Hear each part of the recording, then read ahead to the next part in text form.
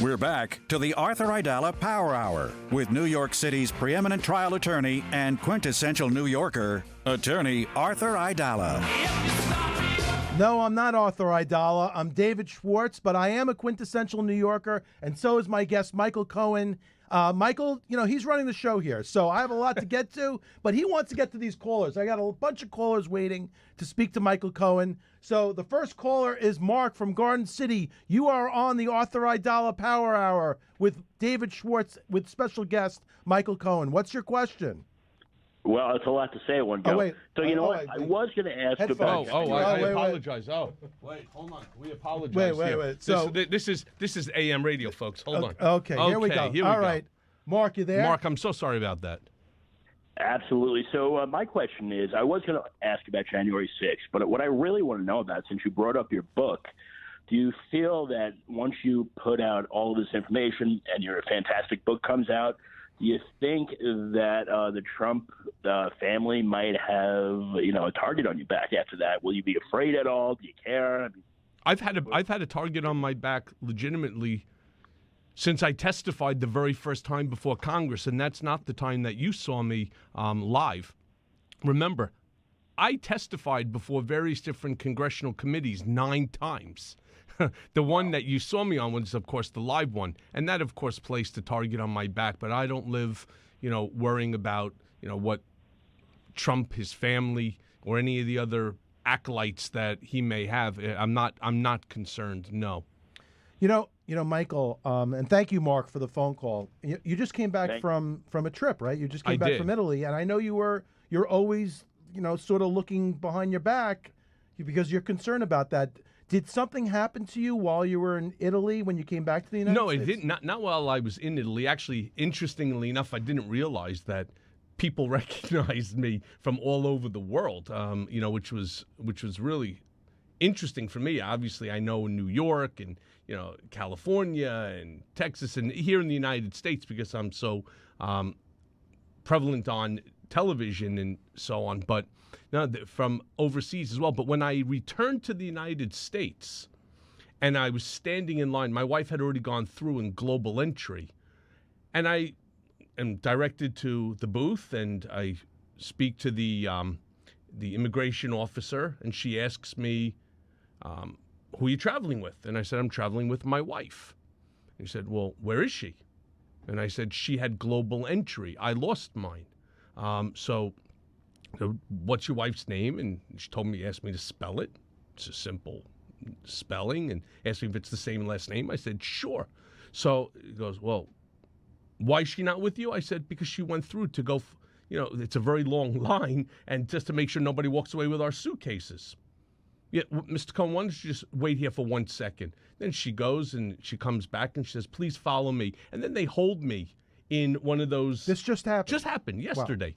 Wow. And I'm actually going to call INS over at Kennedy Airport to find out whether or not that this was political or, what was the reason to hold me back. Because I was carrying my wife's tote bag because it was heavy, right? I'm trying to be a good husband. And instead, it was really great then, because right afterwards, I was there for about 10 minutes. Okay. And then the officer in charge of the room calls me over to the desk, hands me back my passport, says, Mr. Cohen, we apologize for the delay. Thank you for everything you're doing. And I thanked him for his service. And about 3 or 4 more officers there in the airport also said the same thing to me. Thank you, for everything that you're doing. And I, again, thank them. I thank every police officer I walk past for their service. And anyone in the military, I see it. I just thank them. I think it's the right thing to do, and I've always done it. But there was no reason for you to be detained. Was that the first time that ever happened to you? In my entire life. Yeah. I mean, it was just crazy. And obviously, this was the first stamp on my passport as well. I haven't been able to travel in 5 years. Right. But it's amazing I lost my global entry because, again, of the felony conviction, which is all in Trump. Well, let's go. Ridiculous. Let's go to Cheyenne in, Maui, Hawaii. Cheyenne? Hello? Yes. Hi, Cheyenne. Cheyenne, you are on with Michael Cohen. Cheyenne is my #1 Mea Culpa podcast fan. Now, mind you, That says a lot for Cheyenne. I Yeah. just want to Oh, tell you that. know Cheyenne. Okay. Sure. Okay. Cheyenne is an avid listener of Mea Culpa. You know that, Cheyenne, thanks to people like yourself, we're up to like 1.8 million downloads incredible. a month. We're top 50 That's wonderful. podcasts. And well, thank you to you for So your what's your support. question, Cheyenne? Yes. Okay. My question, I guess, is just about the big lie and Trump's attempts to steal the election. I have always divided everything that happened into crazy conspiracy, unreal stuff, and the more serious, frightening, quite frankly, frightening efforts like the insurrection, the war room at the Willis Hotel, the Eastman memo, versus, say, Rudy Giuliani and Sidney Powell. What I want to know, Michael, is what is your opinion as to why the crazy things happened or were done? What purpose does that serve versus the more serious efforts to steal the election? Maybe to scapegoat someone or to confuse the public? It's always something that's bothered me. Well, I'm thinking they're more connected than you're giving credit for. The reason that the crazies came out is because the crazy told them to come out. I mean, it seems to me, and when you have somebody like, Sidney, as I like to call her on Mea Culpa, Sidney the Kraken Powell, or Rudy Colludi, Drunken Giuliani. These are people who are looking for power. I hate to draw things back because, I talk about it quite a bit on Mea Culpa, my father being a Holocaust survivor. So I never like to compare anything to Adolf Hitler. But if you think about who did Rudy Giuliani want to be? Himmler, right? Goering, Goebbels. I mean, who did Kraken Powell, want to? Who does Mitch McConnell, who's he trying to emulate? Or Jim Jordan or Josh Hawley or Marjorie Taylor Greene or anyone. This for them is their ability to maintain power. But for them, it's not just about power. It's about power and the money.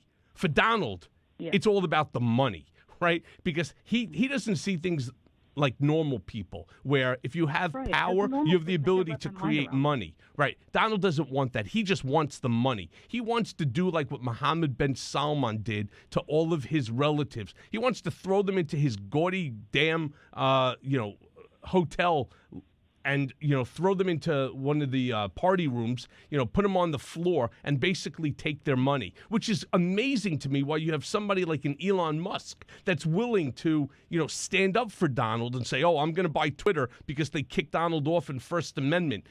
He doesn't understand that the second Donald would become president again, right, which is not going to happen. But if he ever did and he took over power, he would 100% take all of his money. So, Michael, how's Joe Biden doing these days? Well, listen, that's another issue too. I mean, this is why I'm not registered in either party. I want full disclosure.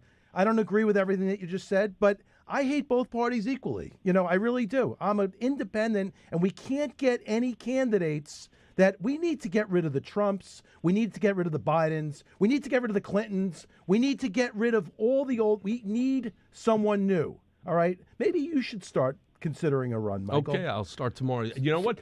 People don't realize this, but in 2002, I decided I was going to run. It was at the request of Governor Pataki. I wasn't even a Republican against Eva Moskowitz, and you were involved and helped me in that one. And actually, we did really, really well. We had 4 or 5 weeks in order to run the entire campaign, but we did great. So, Dave, you'll be my campaign manager, Mike Cohen for president. I will be always by your side, Michael. But no, that David, was a great campaign. It was great, but let me just say this: I don't hate either party.